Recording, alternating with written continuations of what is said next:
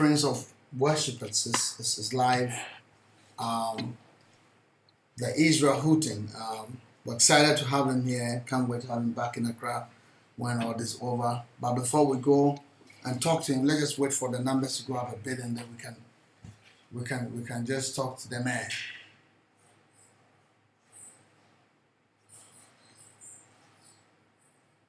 Okay. What time is it there? It's 7:15 now. Okay. PM. What's the time on your side? Got it. State side is what time? Your side is 12:15 my time. In LA, it's noon. 12:15. okay. It's always ahead somewhere. Yeah. So, You would know, man. You're a prophet. You're always ahead. Wow. Okay. Let's see. Okay, guys. Let's do this. Thomas the High Israel. Okay. Hello. Man, I miss you guys, bro.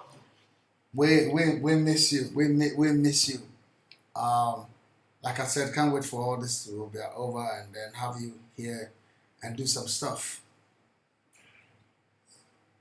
For sure. I'm ready. There's just a lot that we need to take from you. Well, likewise, man. So much I can learn. Amen. Okay, I think we're good to start now. Thank God we have the one and only. Like I said, when princes gather, there's always a prince among princes, and when preachers gather, there's always a preacher among preachers. Even when kings gather, there's always one that is unique, and we are excited to have the one and only Prince of Worship Leaders, if I'm allowed to say that, Israel Houghton, who I believe, in my view, started what we call the modern day worship and led the way and paved the way for many guys. Still provide inspiration for a lot of people, not only in Africa, but in America and the world. I'm excited to have my friend and my brother, the Israel Houghton, on the other side. Hey, good to see you. How are you? Hello, sir. Very well. It's a pleasure to be with you, man. It's always an honor to see you and talk to you, and yeah, I'm honored to be with you today. Thank you. It's what we call, what's your response? Just a conversation about what we're going, the season that we're in. So I'll start by saying, how have you how have you been spending your season? So we sold our house at the top of the year and closed on another house in February, and we moved into this house March 15th. And March 15th is the same day that the governor of California put the stay-at-home order. So we literally moved in, got our stuff in, and we've been home. We've been home since then. So it's been about 63 days, 64 days, something like that we have not left. Wow. And how are we we've actually adjusted really, really well. The truth is, for as extroverted as I am on stage and like interactive with people on stage, I'm probably equally that introverted off stage. And so, being in quarantine is like an introvert's paradise for us. Like we enjoy staying home and not really getting out much. So it's been okay for us. Great. Good for you, but just any I know you are very close. You are a home person, and what those of us that follow you on social media. Is it the house called Chateau Houghton? Yeah, so it's the new Chateau Houghton. Adrian did a home tour of the new house before we got anything done or any renovation. So we've been doing it ourselves the last 45 days or so renovating the house. And that's been fun. It's been exciting. It's been a lot of new things to learn. But yeah, we're at Chateau. Well, I'm going to have to learn how, because I struggle to stay at home. I struggle to stay at one place. It has been difficult season. But anything, have you been cooking, or what have you been doing at home? Like you, not Adrian. You. Yeah. Any skill? So yeah. So I've taken up cooking, and I've got a couple chef friends who have been giving me some pointers on Zoom and FaceTime. I'm fascinated by the art of culinary, cooking and that sort of thing. And so I've been taking that up. It's been terrible so far. I just want to say that up front. It's been terrible, but I'm getting the hang of it. A day in the life for us has been, we wake up pretty early. I've been working out and then kind of helping her prepare for the things that she has to film. And then the house we bought has a beautiful pool outside. So we've been spending a lot of time just outside in the pool, relaxing. But what have I learned? I've been really taking this time to learn and even just modify some of the skill set that I have. So I'm playing a lot. I'm rehearsing a lot. I'm, working on the computer a lot with production stuff like that, and doing a lot of writing. And, I've been sharing with my team on Monday mornings. We meet on Zoom. And I said, I felt like the Lord gave me a word saying, don't waste your waiting. So while you're forced to wait, don't waste. Yes, like if you come out of this quarantine not learning something new, you've wasted it. Well, we'll go there, but I'd like first talk about your relationship. I mean, your marriage. I'm not married. I'm single, but you and Adrian are just great inspiration, because oftentimes we see pastor, but the two of you are great personalities, stars, if you want to call that. Your wife is doing a lot. You're doing a lot. Yet your marriage is very fresh. It's very alive. It's very unique. It's different. I was talking to a friend of mine the other day that oftentimes Christians take advantage of the fact that when we talk about love, we just abuse the whole thing of love, because we see love as agape, this unending, this no condition, which is true, but there's a difference between love and like. There are some things that you can do, not just to stay in the love aspect, but to like your partner, to create an atmosphere of healthy relationship. I want to talk to you about balance in your relationship. What can we all learn from you and Adrian, especially Christian marriages that can keep it fresh, alive, and well like yours? Yeah. Well, I mean, first of all, I would suggest marrying a Puerto Rican woman. How? Because she's amazing. First of all, to know Adrian, you have to know her mom. And her mom is this wonderful Puerto Rican, just vibrant woman who just has taught her daughters how to value themselves first, how to be independent themselves, how to, not be so codependent that they lose their own identity. And then how to also be a good partner, how to serve your partner, and how to learn to be served as well. And so I live to serve Adrian. I concoct ways to surprise her and to shock her and to bless her, right? And so the thing is that makes us very compatible is that she does the same.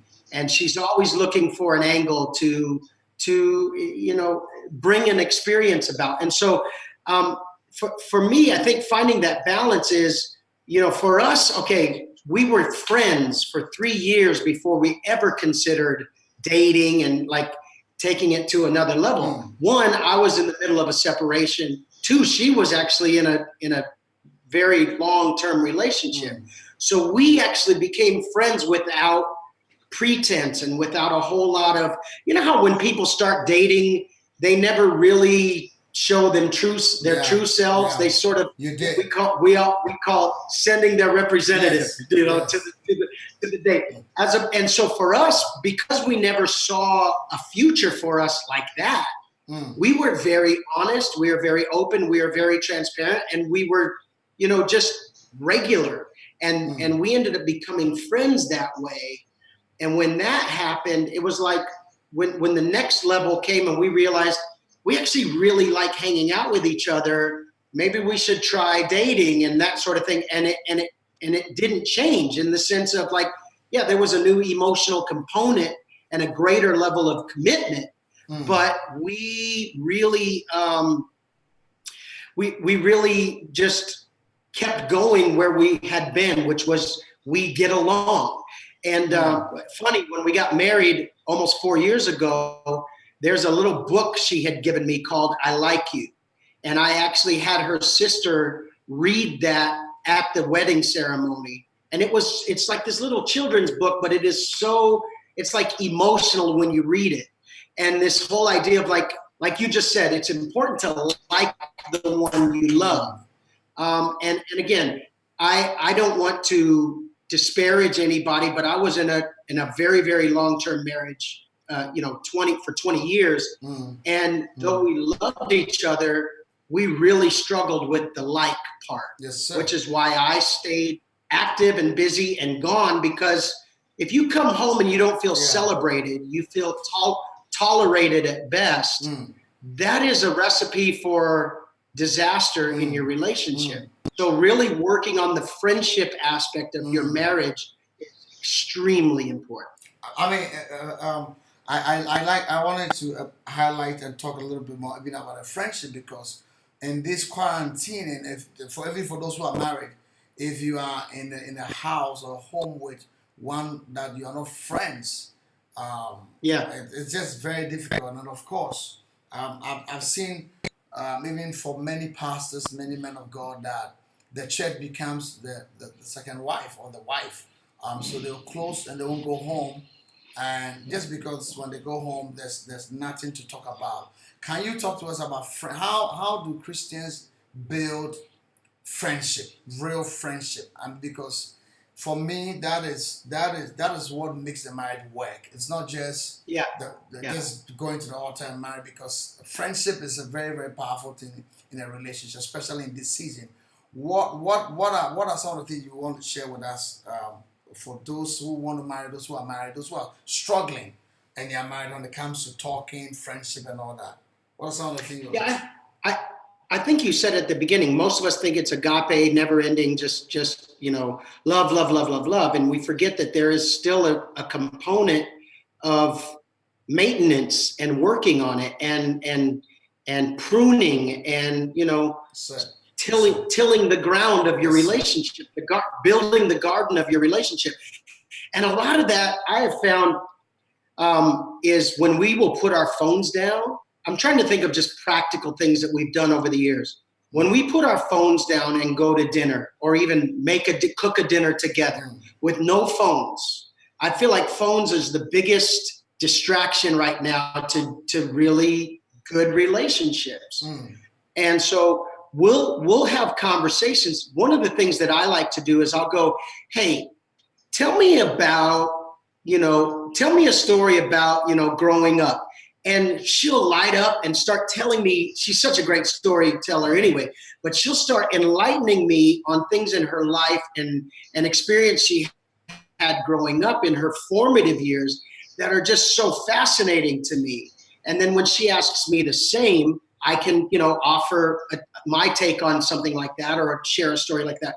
I know that sounds really, really basic, but it has been powerful. Some of the best conversations we've ever had that have built our relationship have come out of just talking, just actually talking, and not talking with some end result in mind. A lot of times we'll talk about stuff hoping that it turns into something else.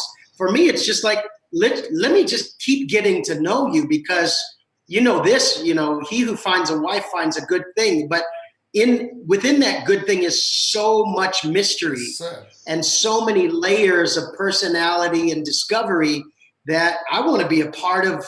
I think that's the beauty of marriage, is like every day is a new discovery. And I say that absolutely positively. It's amazing. Mm. There's just something about um, finding and I don't want to preach here, but there's something about Go finding ahead. the right person, the friendship, because Solomon had 1,000 and only wrote about one. I mean, he had 1,000, Wow. but the whole book of Song of Solomon was about one. I mean, he just couldn't help it. He kept on writing and writing and writing and writing and writing. I mean, David's affair ended the day he met Bathsheba. He had so many affairs. He struggled, but the day the guy met Bathsheba, everything ended. I mean, we look at and oftentimes Christians miss it, that there's an aspect that we need to work on and connect better and get to know each other better. That helps for us to just not get stuck with this agape, where people are married but they feel they are in some type of bondage, and it's like you are blood, so they cooperate but they don't agree. Because many Christians, I feel like I've met. Sorry, go ahead. yes, continue. Let's flow. You Go were ahead. cutting out. Sorry. Say that No, again. I just No, I've got a. I'm Go listening. ahead, please. I'm listening. No. After you. No, I was just talking about the aspect of when many are just cooperating but they are not agreeing. Yeah. Yes. And there are a lot of people that I know that almost they don't want agreement. They want a dictatorship. I know a lot of guys who have a terrible view on, when I get married, I'm gonna marry somebody who is quiet, who doesn't have much to say. She's gonna do whatever I want her to do. And I'm like, good luck with that, because there is a phrase that everybody should know. It is this: wherever you go, there you are. Wherever you go, there you are. Meaning, if I don't have a partner who betters me, who lifts me up, who I can also lift up, then I'm basically living. Commenting, and she's supportive, man. You are in a happy home, man. Yeah. Your wife is on and she's commenting. I am in a very happy home, and I am okay. How am I doing, baby?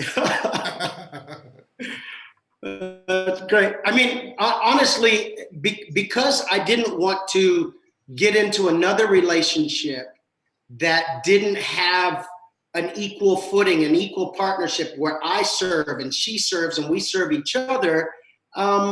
It would have been a complete waste of time, certainly of her time and mine.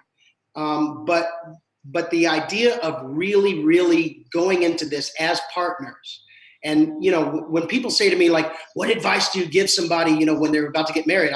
My advice is listen to the woman, and actually heed her advice and her input, because it'll save your life. A friend of ours said to me that between the Holy Spirit is a comforter, and the wife is a comforter, and so he's in between these two comforters. So the Holy Spirit is on one side and the wife is on the other side, and he never gets it wrong, because he's in between the two most powerful comforters. Powerful. Yes, sir. Israel, you. One question for Adrian. I know there are many Christians who have been given. I believe in a second chance. You've been given a second chance, and I can see that you're working on it, and you're pushing it, and you're giving your all. And sometimes when we come into a second chance, like you may have kids, you may have some other stuff that by reason of your previous relationship, just coming along with you. How has your wife handled your kids? And what will you say to Christians who are in such situation? Yeah, I mean, listen, I know that that's not easy for blended families to immediately because work. because people often even compare choose between me and your kids, which one do you love, and I've said that the love I have for the love you have for your kids and love you have for your wife definitely not the same, but there's just a lot of confusion when it comes to that, and I just wanted to share with me your thought, especially with your wife, how she handle your children. Well, I got to say, from day one, when we decided, okay, this is real for us, we are not just going to date, we're going to get married, we're going to make a life for each other. She was so intentional Mm, about connecting with my children. mm, And I will say this, like going on, well, we're past 4 years now since we've been together. mm. My daughter, Mariah, who's 23, and Adrian speak every single day. There is Wow. not a day that they don't speak. Mm, We FaceTime every single day. They get along famously. My son, Jordan, who's 26, connects and comments and connects with Adrian since she's been in my life. And so mm, my two teenagers as well, like they love Adrian. And so I think a lot of that is that she never drew a line in the sand and said mm, them or me or anything, and I've known people who've gone through some of that hardship, mm, but she basically, and I keep going back to our wedding, but she basically said, whoever you love, I will love. And mm, that word was just like, and she has lived it mm, from that day. Whoever mm, you love, I will love, period, mm, mm. as my own. And so she loves my children as if they're her very own. Amen. Amen. And thank God for that. And I hope that we are able to talk. I hope that the two of you are able to come up with some type of a book on your relationship, because oftentimes people talk about relationship, but they don't lead the example because they just talk. But the two of Yeah. you are not just talking; you are living and it's working, and it's an inspiration to I, I saw that she just commented, and I should have shared this. She also comes from a blended family. wow. So when she was 13, her mother remarried, and so Papa Joe, who's one of my closest friends on the earth, who's 70 years old and is an amazing person, what has been her dad as well as her biological father, who she lived with obviously for the first 13 Mm, years. Here's what's crazy, and this is why they are goals for us. Her father and her stepfather are great friends. mm, So they hang out together. We go on vacations together. We do holidays together. And I look at that and I go, how healthy is that for the mm, kids involved? mm, That to see everybody, because here's what's not guaranteed. What's not guaranteed is I'm going to be married forever. I am living proof that mm, I wasn't married mm. forever, but I'm going to be my kid's parent forever. Forever. And so I need to live to that guarantee and make the environment around them work, regardless. And so Adrian has been, like I said, just a champion for that, and she's had the best example in her own life. Amen. Amen. And well, I'm waiting for your book on relationship, and because you inspire the body a lot, because it's not just marriage is not prison. Marriage can be exciting, marriage can be nice, can be fresh, can be amazing like you all have. So we're waiting for your book. Back to the season that we Well, are let in. me let me let me speak to that, Prophet. Yes, sir. I will write the book with Adrian the day after you get married. When you get married, Woo! the day after you get married, I will start writing that I book. hear You you. have my word. I hear you, sir. I hear you, sir. A quick one before I move to my major topic tonight. Um, Yeah. just talk to me briefly.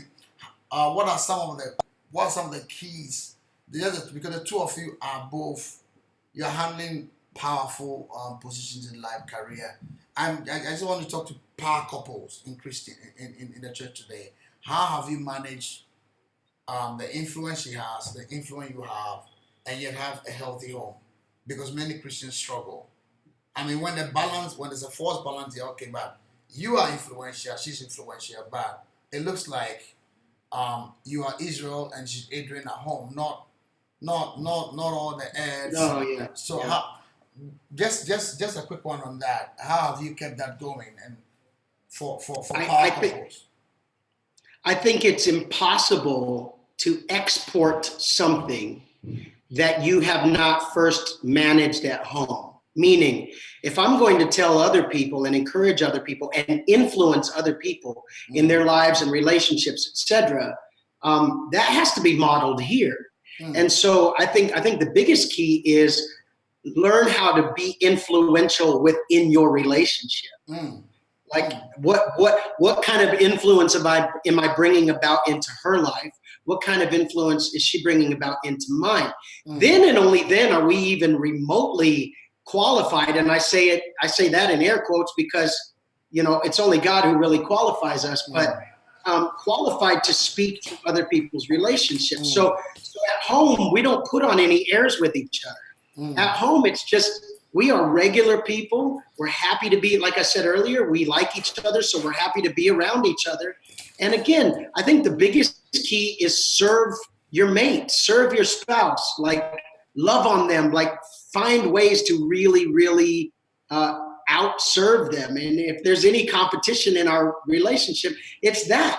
I'm looking every day to make her laugh. I'm looking every day to make her smile. I'm looking every day for her to just offer up, oh, babe, I love you so much. Like I tell her all the time, yo, when you just come up to me and grab me and say, yo, I love you, like I could live for months off of that. And thankfully she does it every day. And It's good to see. Shout out to our good friend Pastor Tori. I see Pastor Tori on live. Thank you so much for I just saw him. Yeah, I just saw him today, PT. I'm going to be in worship with them tomorrow at one church. I'm excited about that. Amen. Much respect, much love. Now, I really want us to go into what I really want to talk to you tonight, but it looks like this thing about relationship is a lot you have. Christians take certain kind words for granted because oftentimes marriage is almost like a contract, but there's a difference between a contract and a covenant.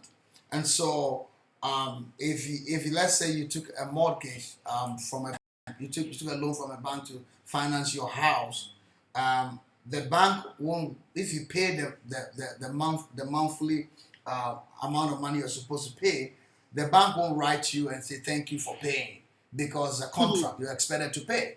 Right. And so oftentimes we are in this relationship where it's like a contract where if you give your wife something, there's nothing like thank you. And if your wife does something for us, nothing like, oh, I love you, thank you, because it's almost like a contract. And the only time from our spouses is when we don't do something right.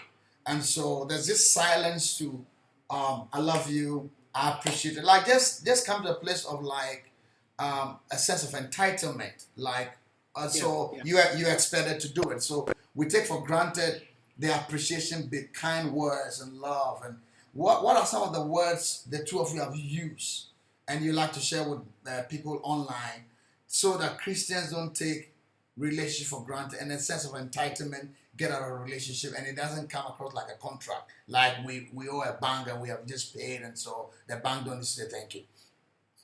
Well, I'm using my phone right now to have this live, but I'm going to see if I can do this from memory. Romans 15 says, in the Message translation, those of us who are strong in the faith need to jump in and lend a hand to others who falter and not just do what is convenient to us. And here's the line. Strength is for service, not status. Yes, sir. Strength is for service, not status.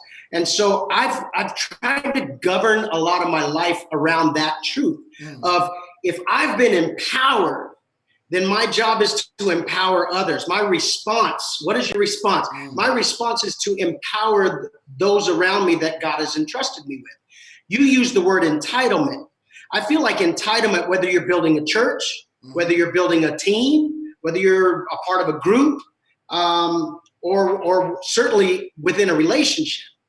You know what entitlement is, in my opinion? Entitlement is a slow form of deadly cancer. If you allow entitlement into your relationship, come on. There's no amount of radiation that's going to deal with that if you let it calcify in your spirit. So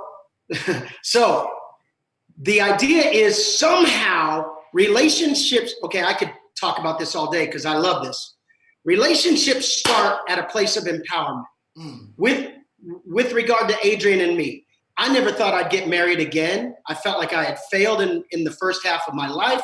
And when we developed something and I was like, wait, this might be happening, I remember her saying to me, especially when I shared with her in detail some of my failings, and I just began to cry. I expected her to say, see, all you men are just like this, and instead she grabbed my hand and she started to pray. It shocked me. And she said, God, I pray right now. She prayed with authority too. I pray right now that Israel understands that he is not what he has done, but he's still a child, that he's still a child of God. And though he's human and though he's flawed, he is not what he's done. That is a moment of empowerment. So if I've been empowered in that moment, if my response to her over 4 years, 10 years, 20 years, 40 years is entitlement, it's not going to work. Yes, sir. Like the idea of empowering your relationship and empowering your own soul, spirit, and body is all about those words of affirmation, kindness, focus, dedication, fidelity, faithfulness, all the things that are required to have a great relationship. She started our relationship at a place of empowerment. And out of that, my job, and actually I don't even consider it a job, man. My privilege, my honor is to keep the fuel of empowerment going within our relationship, because I never thought I would be empowered like that. And so for me to ever be arrogant and for me to ever be entitled and go, well, I'm your husband, so I expect that. You should be doing it. Like, bro, you're inviting cancer into your relationship, and I don't want it, period. Full stop. Israel, you carry something. I believe that you are very relevant. And I'm still saying that it's something that you need to put together when it comes to relationship. I want to talk to you about second chance. You have had a second chance. There are many men, women missed it, had a relationship, took it for granted, made mistakes. Some of them didn't know because, to be honest with you, many of us at home we grew up in and what we saw. We are product of our environment, so we thought that was right, and then I later found out that no, that was not. And so many have missed a lot of chance and made mistakes. You are a man of second chance. What would you say to husbands or young men or women, people who have blown, missed out, whether it was dating time, relationship time, marriage time, that to encourage them about second chance? Is our God the God of a second chance? Because you are definitely in a good place and you've had second chance. What would you say to encourage those who are trusting God for a second chance? Well, I would first say a lot of people stay stuck, whether it's in toxic relationships or in relationships that are just not flourishing, they're not bearing any fruit. They stay because of the fear of other people, other people's disappointment, other people's comments on social media, other people's expectations dashed. I remember calling Bishop Jakes when all this was coming apart in my life 5.5 years ago. And I said, man, Bishop, I just feel so stupid. And he goes, and he just started laughing. He goes, don't feel stupid. Just feel human. Like you're a human being. You know what I'm saying? And I remember hearing that and it just like setting me free. Does it negate the consequence I got to walk through? No, I still got to walk through consequences. But when I talk to people about second chances, I'm not trying to correct you, but if God is the God of the second chance, then I'm in trouble. He's the God of another chance, yes, and another chance, yes, sir, and another chance, yes, sir, and another yes, chance. Sir. The Bible says his mercies are new every single morning. Yeah. And I've said it this way: mercy to me has a smell. It has a scent. Mercy has a scent to me, and for me, mercy smells like fresh baked breakfast, like brunch, like rolls and eggs and bacon and whatever you eat. You know, and now we're vegan, so there's no more bacon. But like it smells like the meal that you know you don't deserve to eat, and yet it is being cooked and prepared for you. And that's what every morning feels like. And so I don't believe that anybody is too far gone, that they can't be rescued and that the relationship can't be revived and reconciled. I also do believe, though, that you can, you know, you've heard the phrase, you can lead a horse to water, but you can't make the horse drink.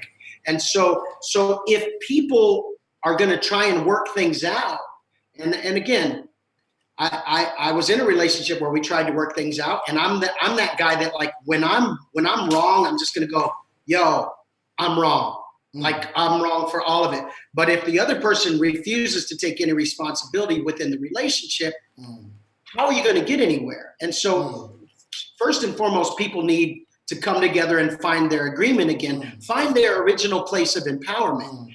If entitlement has so calcified the relationship, here's where I get concerned. A lot of people dying within relationships because they're more afraid of what people are going to think rather than their own livelihood and life and soul and future. And I do believe that for those who feel like they've just failed miserably and have no chance at another, I am a living witness that God always provides another opportunity to get it right. And sometimes crashing your car, so to speak, the car of your life, so to speak, will do one of two things. It'll make you bitter and victimized and blaming everybody else, which is all entangled with entitlement anyway, or it'll make you better in the sense to go at this being better from the calamity in my life and the chaos in my life, to saying every day I try and be mindful of how good God is and how grateful I am for his faithfulness. I believe that you write a book and it will not be called Second Chance, but to be another chance. Another chance, yeah. Another not just chance. A second chance.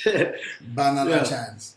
Because I mean, it's just, some people, like, I look at the case of Jacob, and he saw a woman that he liked and loved and wanted, and that was Rachel, to the point that he kissed her and cried, and good intention, but ended up with four. He wanted just one woman, but by the time he opened his eyes, he ended up with four women. That was not his plans. That was not what he wanted. And sometimes people know what they want, but they just don't know how to get it and how to work it. And I thank God that God is a God of another chance. Yes, sir. But now let's move into back to the season that we're in. What would be some of the valuable lessons you learned in this season? Because I believe that seasons, the purpose of season is to reveal purpose. It's not a season until there's a purpose revealed. And so the Bible says there's time for war and a time for peace. So even when we are fighting, there's a purpose for fighting. There's a purpose for war. And when we are at peace, there's a purpose for it. And so Jeremiah, he said to Jeremiah, I've called a prophet to plant and then to root out and to plant. So even when God is rooting out, he's rooting out so that he can plant. He doesn't root out and ends there. He roots out in order to plant. He said to Moses, put your hand. He put his hands there, and then he came out and it was leprous. God said, put your hand back. And because God doesn't reveal to embarrass, he revealed to cover, to heal. Yeah. And I want to talk about the lessons you learn in this trying, difficult seasons that we are in as a church and family. You as an individual, you as a global worship leader, you as a father, you as a husband, what are some of the lessons you've learned in this season? Man, I have learned that there is a real power in resting. Most of us, have gone at life with this mentality of like, if I'm resting, I'm wasting time. And I need to get out and go, go, go, go, go. I need to be doing more and pushing and pushing and pushing. And I like I said earlier, I've lived a lot of my life that way. But I have found that rest is a weapon in the hand of the Lord. Rest is a weapon in the hand of the Lord. And I'm realizing that there's all of this strength coming to my life, both spiritually and physically, emotionally. There is a real satisfaction, and I don't mean that in a way of complacency, but a place of I am satisfied in the presence of God. I am satisfied with who God has given me to do life with, and I'm content with that. I'm not complacent about it. I'm going to keep contending for this, but I am not distracted either. I'm not looking elsewhere for other stimuli and other motivations. I am very, very clear about calling and purpose and cause. And that sometimes that happens when God goes, hey, I'm going to strip everything away for a little bit. And I just want you to know that I'm in it. Because we could all look at this as an attack of the enemy, and I get it. And I don't like the fact that we're in a quarantine. I don't like the reason we're in one, because people are dying. There's been so much loss. There's been massive economic, decline. All of those things are terrible, right? But if we come out of this looking backward and going, look what happened and who was to blame, and deal with it politically and deal with it in every other way but the God factor, then we're going to miss something really, really powerful. And frankly, I really feel like that we're watching in real time. The last shall be first and the first shall be last. I literally believe we're watching it unfold every single day, that those who felt forgotten, those who were just connecting with God like David on the backside of the desert while everybody else was getting praised and while everybody else was getting their shine, God was developing something in David that makes him one of the greatest of all time. And I believe this is our time right now to do the same. Like, God, what are you saying to me? What are you trying to get into my spirit? And let me not be so distracted by the news and by everybody's opinion right now that I miss what God is saying. And so what have I learned and what have I come away from this with is it's okay to rest in the presence of God. Because and while you're resting, shut up, listen, because what God is downloading and giving us will change the course of history if we have ears to hear and eyes to see what he's doing. Amen. Powerful, because I don't think many are looking at it the way God is dealing with you, and it helps that you're sharing, because I look at the case where the sower the sower went to plant a good seed, and the enemy came to plant tares.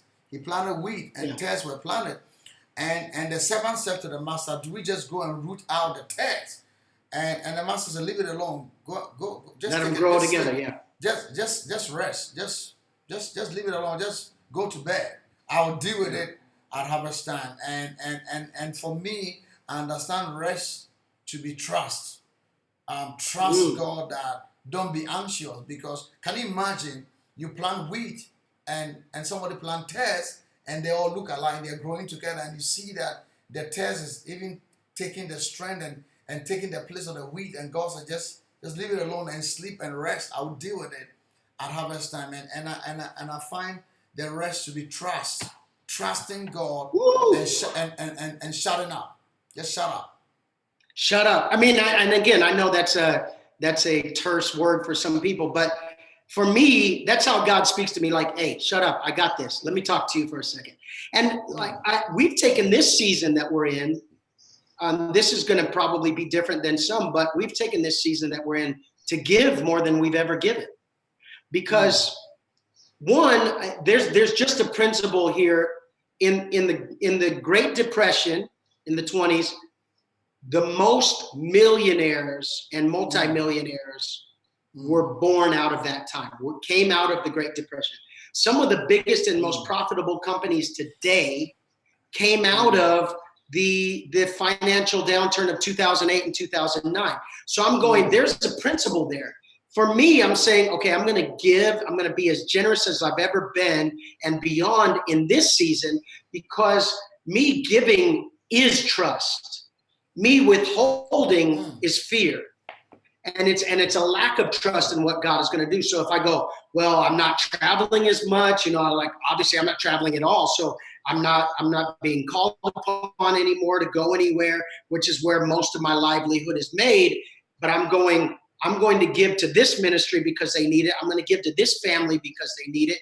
And that is my way of saying, God, I trust. While I'm resting, while I'm developing a different set of muscles right now, I'm going to trust you in the process. And again, I think sometimes when these global, pandemics hit, we almost wonder if God has stopped caring about our situation. So we forget the God factor. And for me, it's like, I've never seen the God factor more at work than right now, while I've paused long enough to see him actually perform what he's performing. The God factor there, and this brings me to your song, I'm a Friend of God, because we are in the season that many are asking whether God cares and whether God is still with us and for us and so on. As one of the most outstanding worship leader in modern day worship experience, I believe that our modern day worship experience that we see all over the world, a lot of it can be traced to what God used you to do and you leading the way. We see in 2001, you release an album, release a song, even before 9/11, and it shook the world. I want to ask you, as a worship leader and as an icon and a legend and one that has led the way for many, what do you think the role of worship can play? What's the role of worship in healing the world? I think I'll give a quick story. When you mentioned 9/11, when 9/11 happened, at the time, most of the Christian music industry was on radio and that sort of thing, was playing like their version of mainstream songs, and this is our answer to so and so big artist. When 9/11 happened, all these radio stations kind of simultaneously realized we can't just play clever, cute songs. We need a word from God, and we need to bless the Lord. Yes, and sir. Honestly, I watched how some of my contemporaries during that time, Chris Tomlin and Matt Redman and Tim Hughes, and these guys started really to emerge, and the radio format and the industry needed worship. Darlene Check, of course. And so Shout to the Lord and Here I Am to Worship, and all these songs started to emerge all over the world because of our response to devastation. Here we are in 2020, which it's really uncanny, because most of us came into 2020 going, this is going to be the greatest year of my life. I heard every pastor and prophet declare it. And here we are 3-4 months into the year, and we're like, surely this is not what God had in mind for 2020. But here we are. So to answer your question, worship to me is so necessary to how we travel through this year, how we get through 2020, maybe even longer. And I feel like God has a way of going, you know what? I'm no longer going to compete with the very thing that I blessed you with. the very thing that I've given every church, every believer, what I've given you, it's as if I have to now compete with the blessings that I've given you. I'm not going to compete with those anymore. And so suddenly we're now questioning everything we have and wondering, how important is this to my life? Even like when they put the shutdown order here and churches couldn't gather anymore. People then had to decide, is our message of the gospel good enough? Is it enough? Is our message enough without lights and screens and people jumping on the stage? And like, do we still have the answer that the world needs? And I feel like God is going, all of the glory belongs to him. And ultimately, it is a purge like we've never seen, where we're going, some of the stuff we've done in Jesus' name, some of the things we've done. I've been reading Amos, the book of Amos, Amos 5, verse 21 is like, it'll mess with you, especially here in America right now. We're dealing with this really obvious social justice issue, racial justice issue. And if you go read Amos 5 and hear the word of the Lord, where he says, I actually don't care what you guys do at church. I'm not interested in your songs.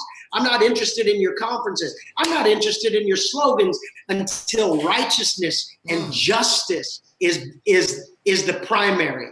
And that has changed us in the sense of what matters. And I'm saying this passionately right now to everybody watching. What matters? And I'm going to tell you what matters. What matters is us being the church, not gathering at a building, not making sure that we all agree on the color of the carpet, not making sure that we like the chair that we sit in and the parking space we get, but like, are we the church? Are we the hands and feet of Jesus in the world?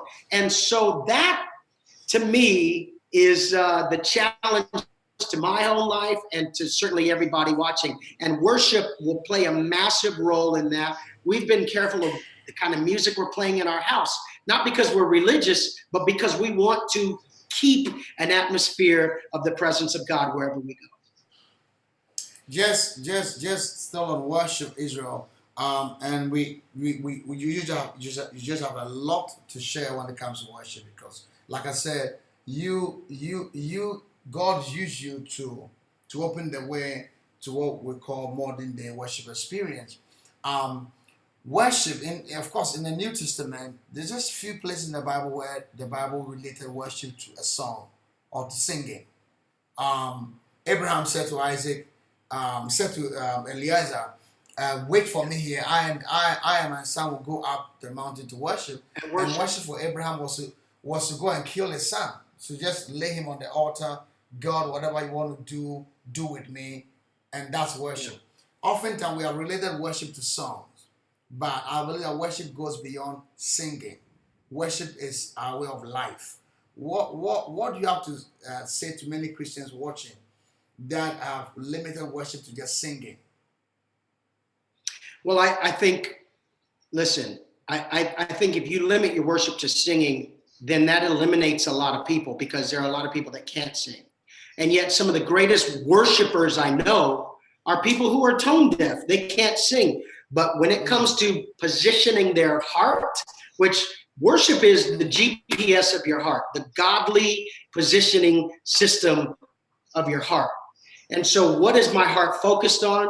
What is my heart interested in? And when that is in place, it doesn't matter if I can sing or not. It doesn't matter if I can play an instrument or not. It doesn't matter if I know the words to the song that I'm singing. It is the intent of my heart to connect with God. Guess what? That means everyone can worship.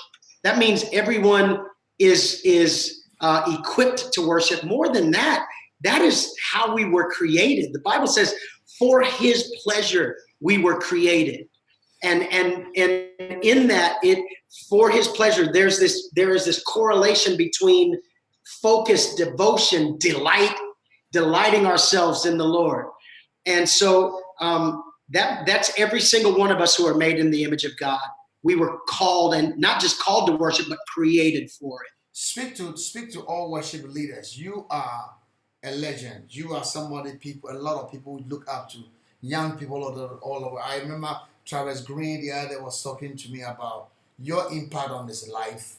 And many young men, those who are coming, talk to them about how to cultivate true worship, especially in this time, because often many have presented worship to the stage light, the sound, the cameras. It's like a performance, but a worship is beyond that. I want to speak to worship leaders, young worship leaders in churches. When I started leading worship, I was the drummer in the worship team. I had no desire or intention to be out front. And my pastor called me that morning. He said, "Hey, I want you to consider being our worship leader." And I said, "Well, I'll pray about it. All the things you say when you don't want to say no directly to the man of God." And he said, "Okay, fine. Pray hard and pray fast because you start tonight." And he wasn't taking no for an answer. And so I went through a series of weeks where it was just terrible, right? And somebody finally suggested, this should not be the only time per week that you're worshiping God.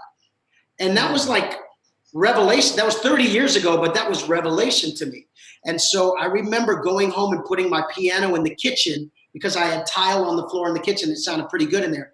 And I set up a glass and a vase and some salt and pepper shakers and some things on top of my piano. And I was like, "Hey, good morning, church. We're going to worship God today. Let's go." And I know I sounded like a crazy person, but I led inanimate objects in worship, not to get a response from them, but to learn what moved the heart of God.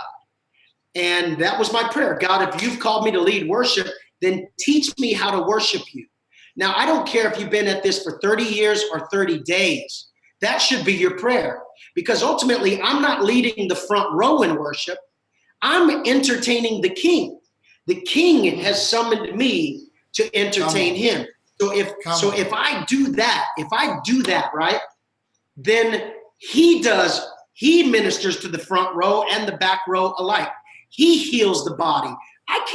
I don't care how good I sing. I cannot bring anybody's healing about, but God can. So if I move the heart of the King and his hand touches the room, boom. So every worship leader, my challenge is, while you're stuck in quarantine here, while you're waiting, don't waste your waiting. Get into the presence of God. Who cares who's around? And just entertain the King. Just entertain the King. Just start there. Songs will come, melodies will come, different songs will come about, but that's not even the point. The point is, I feel God smiling on what is happening right now, here in my living room, here in my kitchen, here in my bedroom. Every worship leader should never go, "Well, I've arrived. I've logged enough hours on stage, so I don't need to do that at home anymore." No, the more you've done, the more you should be doing at home. That's just my opinion. And I'll tell you what it does. It creates an atmosphere for God to show up and do miracles within your household every time you do it. I have this last question for you. It looks like we might. Yeah.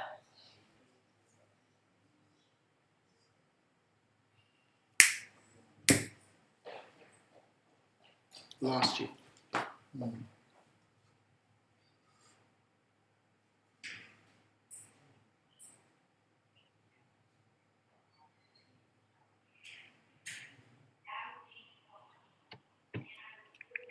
I lost you, Prophet, or it's just turning. Oh, it's off now.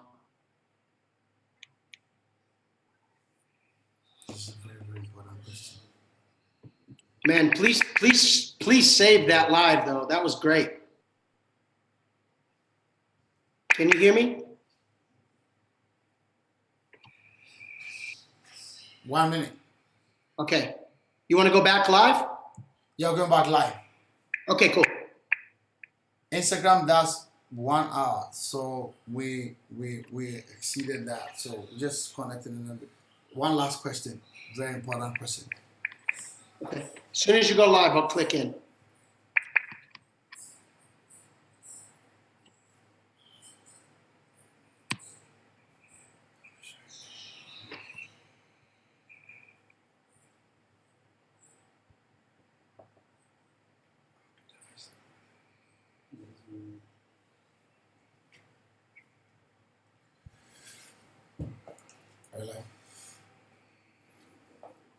Bro, I feel like I could talk to you all day, man.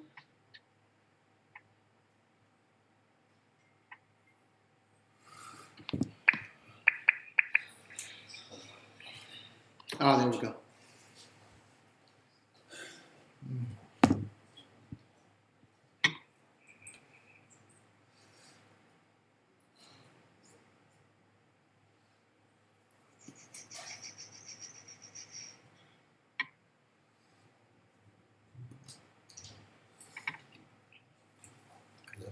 I apologize to people. Yeah. I apologize to them.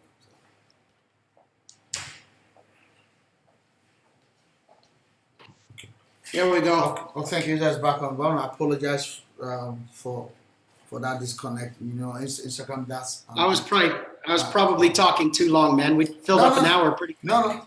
Yeah, I know it's important. So I'd like to apologize to everyone. Thank you for connecting. But I have a very critical question for you, and I believe that it is the answer is very relevant right now because I listen to your song and I go to high school tour in Ghana. We've been to all the high school in Ghana. We minister to about 20,000 students give their life to Christ. 20,000. And whenever we go, before I preach, the song we sing is Your Presence. Your Presence. That song, Israel, there's just something about the song. I hear young people, children, men, women lift up their hands and they sing and they cry and they are in deep worship because the presence of God is just everything. Engaging in healthy worship can give us healthy distraction because a lot of people are with all that is going on, many are distracted for the wrong reasons. So people are staying on blockbuster movies, pornography, all kinds of masturbation, all kinds of stuff that people are getting distracted with. I mean, I see how Jacob Isaac was in Canaan, and just the hunger in Canaan distracted him to go to Egypt. And by the time he came back to Canaan, giants had taken over the land. He was in Canaan before. There was a hunger in him, and his inability to deal with the hunger and address it properly led him to Egypt. And by the time he got to Egypt, he ate and everything. He came back, and giants had taken over the land. We are in a season of distractions, all kinds of distraction. What will you say about healthy worship that can help us distract and take our eyes off the problems to cultivate the presence of God? Because it's either our minds are on the problems or our mind is on worship. Because worship take our mind from all that is going on. Worship can take you deep into a place. And I wanted to talk to us about what is the role of healthy worship in distracting us from the crisis we are in or the problems we are in to God's presence. I love that you use the word healthy worship. Yes. Because unfortunately, there's a lot of unhealthy worship.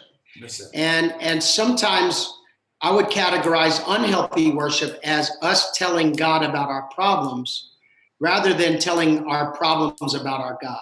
Yes, sir. And I think and I don't mean to sound like cliche in saying that, but like sometimes when I set an atmosphere for, I'm going to steal that, healthy worship, that means I am trusting God wholly and fully. If I waste, okay, put it this way. I heard a story of a very, very famous preacher who went to visit a king, who was summoned to go visit a king.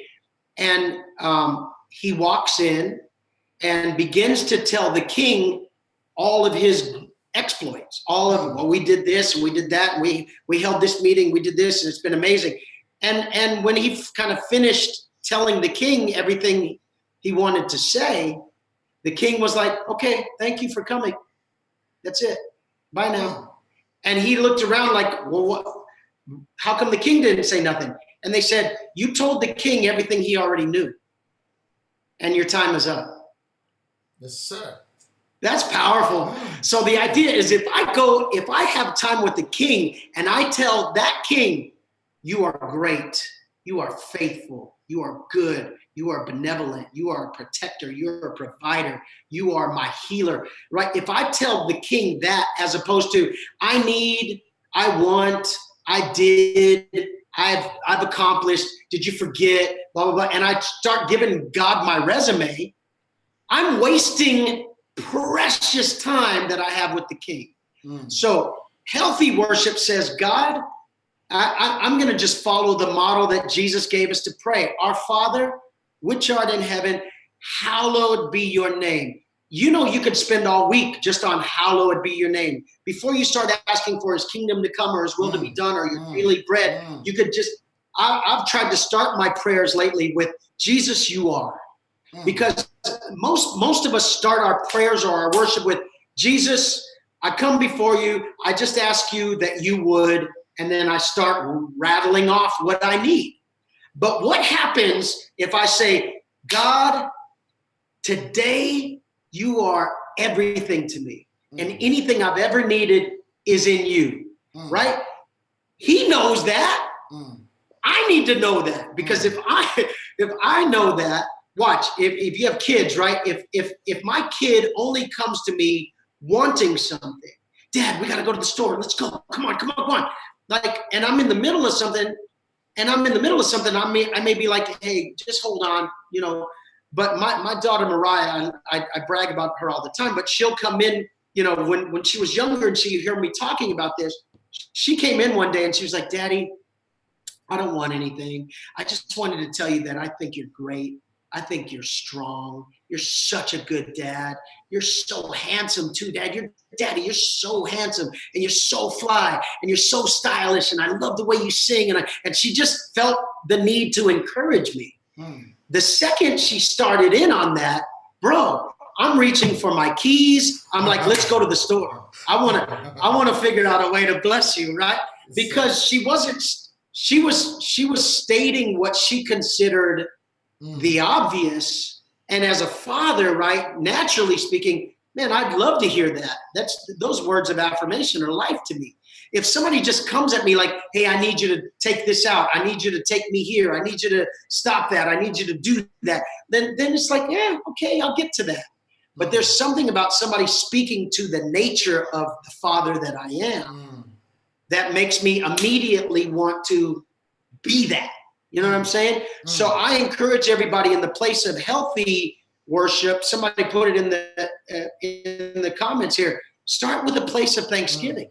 Start with a declaration of who he really, really is, and watch what happens. One, you will feel a whole lot better about the conversation you've just had with God, because you took time to also listen to his response. A lot of times we treat worship as a monologue, which is not healthy. Worship is a dialogue. It's a conversation. It's, God, here's who you are. Here's where I'm at.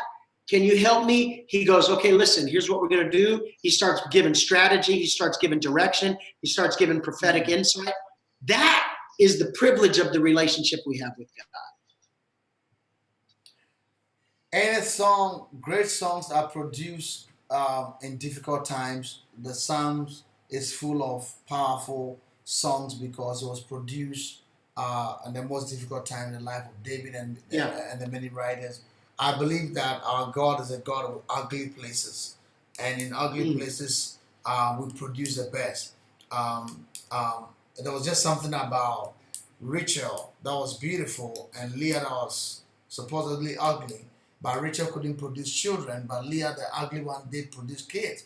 Because sometimes the best in us is produced when we get to the ugly place. And we're in an ugly place right now. It's difficult, stressful, all kinds of things. I believe that this is a place to produce song and to release prophetic song. Any song coming in your spirit, what song has been keeping you going? Are you writing any song, or are you reminiscing or going back to any of the songs that you sang? What is coming from your spirit? What is God birthing in this season? You know, there's been some really good, and for me to say they're really good is big because for every every one song people have heard me produce and release, there's probably been 10 or 20 that I hope they never hear. You know what I mean? Yes, So sir. for me to say, I feel like God has given me a season here of some really powerful songs. My barometer on that is that it's ministering to me first, and then to others. And so, but God has also used some of the songs that I've written before. Moving Forward seems to be having a new life in that song, because all of us are concerned about moving forward and following God into wherever He's taken us. Your Presence is Heaven, for me, the song you just mentioned, that song for me just has a regenerative oil quality to it that song never gets old to me. And to be privileged and honored to write a song like that seems to have a renewable quality about it is a blessing. I don't take it lightly at all. Amen. Is that what you want? Is that what you want to hear? Let me. Absolutely. I mean, before we go, I wanted to do Your Presence, and let's engage in healthy worship for healthy distraction, to take our mind off the problems into His presence.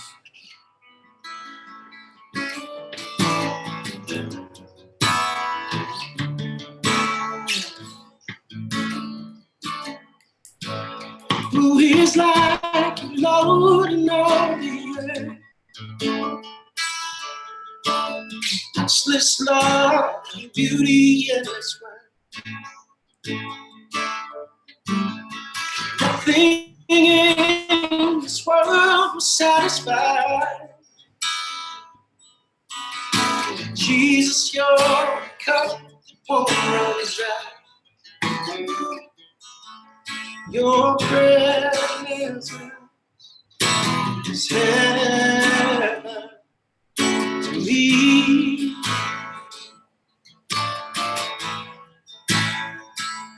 Oh, your presence is heaven to me.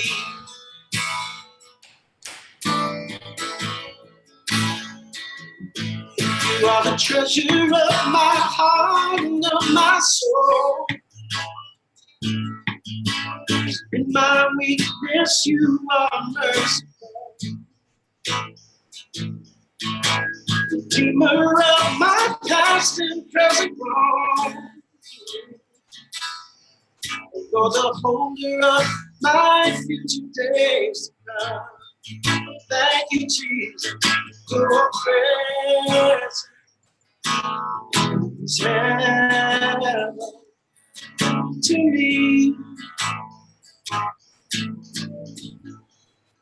Yeah, your presence is heaven to me. So we're singing, oh, Jesus, oh, Jesus,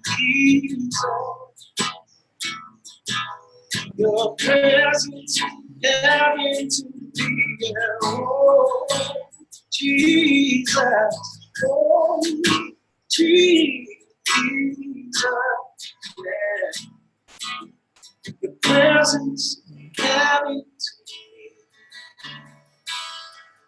Oh, there's nothing like your presence, Jesus. All my days on earth I will wait. The moment that I see you face to face.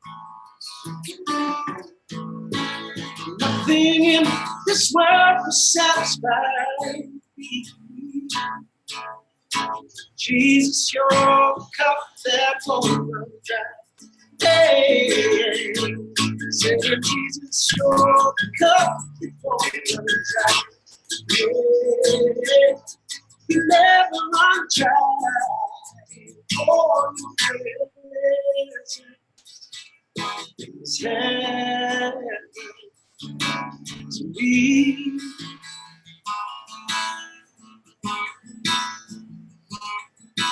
Your presence Turning me.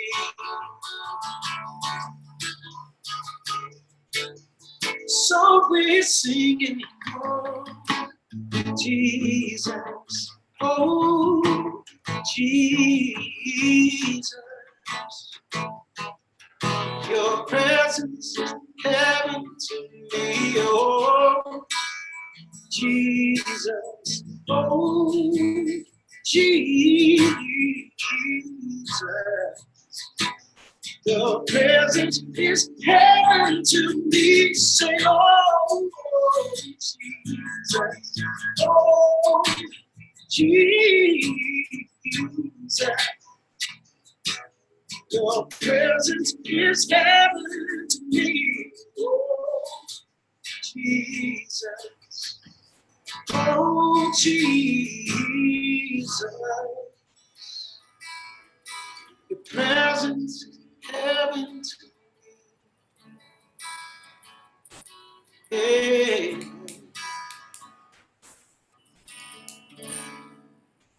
Come on, Israel. Come on, Israel. Woo! Thank you so much for doing what only you can do.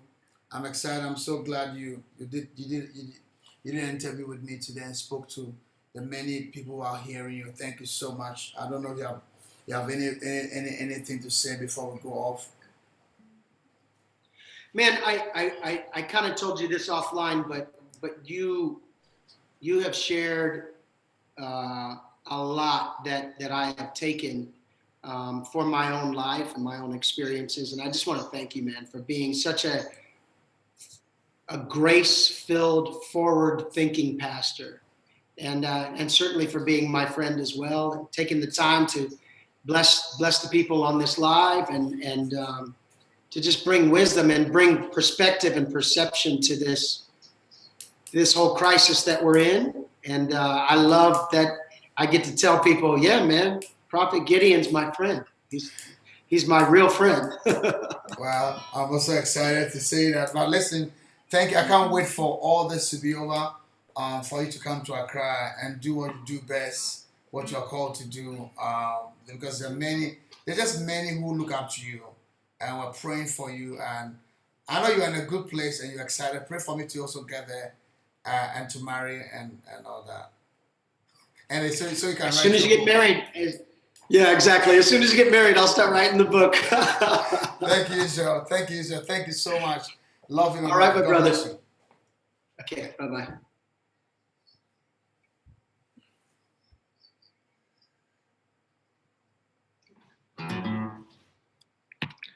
Love you, man. Take care.